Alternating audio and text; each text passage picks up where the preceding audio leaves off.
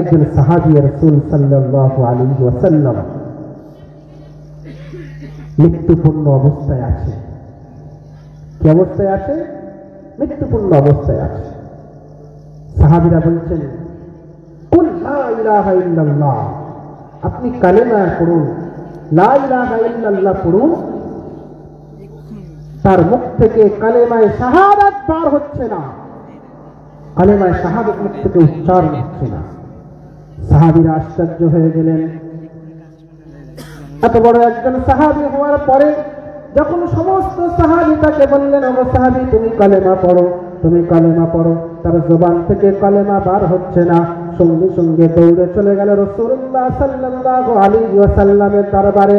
ইয়া রাসূলুল্লাহ, ইয়া হাবিবাল্লাহ, ও সাহাবীর মৃত্যুপূর্ণ অবস্থায় হয়ে আছে, আমরা তাকে কালেমা পড়তে বলছি, কালেমার তালকিন করলাম, কিন্তু তার জবান থেকে কোনো কালেমা বার হচ্ছে না। দয়ার রাসূল সাল্লাল্লাহু আলাইহি ওয়াসাল্লামের এই উম্মতের প্রতি এই পরিমাণের দরদ, এই পরিমাণের ভালোবাসা রাসূলের রয়েছে। রাসূল দৌড়ে সাহাবীর ঘরে চলে আসলেন। ওগো সাহাবী, বলো কেন তোমার মুখ থেকে কালেমা বার হচ্ছে না?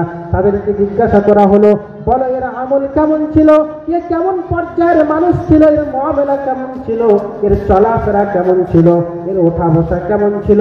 সমস্ত সাহাবী বললেন, ইয়া রাসূলুল্লাহ, আমরা যতদিন এই ব্যক্তির সাথে চলেছি আমরা এর কোনোদিন খারাপ আচরণ দেখিনি, আমরা যতদিন চলেছি এর মুআমালাত কোনোদিন খারাপ দেখিনি, আমরা যতদিন চলেছি এর কোনো কিছু আমরা খারাপ দেখিনি। ইয়া রাসূলুল্লাহ, ইয়া হাবিবাল্লাহ।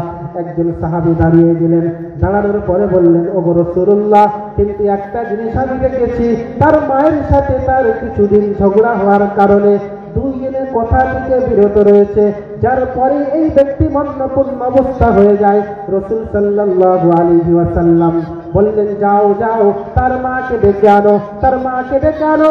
সঙ্গে সঙ্গে একজন সাহাবী দৌড়ে গেলেন, যাওয়ার পরে তার মাকে ডাকা হলো। মা আসলো, আসার পরে বলছো, গো মা, তুমি কি তোমার সন্তানের প্রতি অসন্তুষ্টি আছো? মা বলতে লাগলো, ইয়া রাসূলুল্লাহ, ইয়া রাসূলুল্লাহ, আমার সন্তানের প্রতি আমি বড় রাগান্বিত।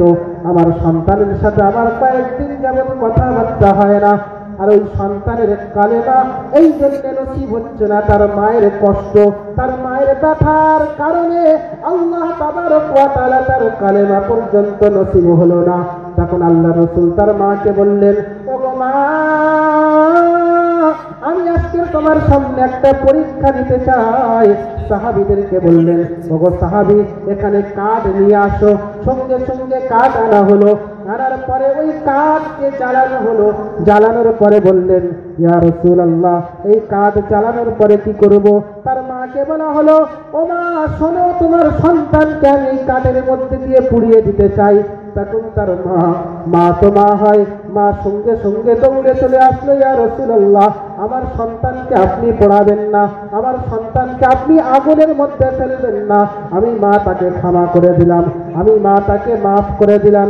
আমার রাসূল বললেন, ও মা, শোনো, এই দুনিয়ার আগুনের যদি এত তেজ, এই দুনিয়ার আগুন যেতে এত, এই দুনিয়ার আগুনের যদি এই পরিমাণের ক্ষমতা হয়, আমার আল্লাহ যদি বিনা কালেমা পড়তে পড়তে এই ব্যক্তি মারা যায়, বেঈমান হয়ে দুনিয়া থেকে চলে যায়, তাহলে আল্লাহ তাবারক ওয়া তাআলা তার কবর এবং জাহান্নামের মধ্যে এই পরিমাণের শাস্তি দেবে।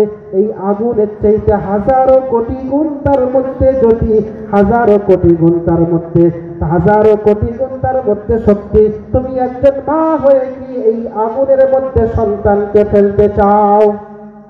কি বললেন? বলছেন, একজন মা তুমি, আর তোমার সন্তানকে এই আগুন থেকে যদি এত ভয় করো, তাহলে জাহান্নামের আগুন এর চাইতে হাজারো কঠিন হবে। তাহলে তুমি মা তাকে ক্ষমা করে দাও। মা তাকে ক্ষমা করে দিল। সঙ্গে সঙ্গে কালেমায়ে শাহাদাত, আশহাদু আল্লা ইলাহা ইল্লাল্লাহ ওয়া আশহাদু আন্না মুহাম্মাদান আবদুহু ওয়া রাসূলুহু পড়তে পড়তে দুনিয়া থেকে বিদায় নিলেন। জোরে বলেন সুবহানাল্লাহ। তাহলে বোঝা গেল মায়ের কষ্ট আল্লাহর আরশ পর্যন্ত কেঁপে ওঠে। সেজন্য আমার প্রিয় ভাই বন্ধু, আমরা মা বাবাকে কষ্ট দেব না। যতদিন পর্যন্ত তারা দুনিয়ার বুকে বেঁচে আছে, আমরা তাদের সম্মান করব। হ্যাঁ, তাদের পক্ষ থেকে অনেক অভিযোগ আসে যে মায়েদের এটা দোষ, বাপেদের এটা দোষ। রসুলকে প্রশ্ন করা হলো, ওগো রাসূলুল্লাহ, ওগো রাসূল বলো, ওয়াইন যালামনা, যদি তারা আমাদের প্রতি অত্যাচার করে, অবিচার করে, তাহলে কি আমরা তাদের সাথে দুর্ব্যবহার করব না? রাসূল বলছে লা লা লা লা, এ সাহাবী শোনো, যদিও তোমাদের সাথে দুর্ব্যবহার করে, তাও তোমরা তাদেরকে কষ্ট দিও না।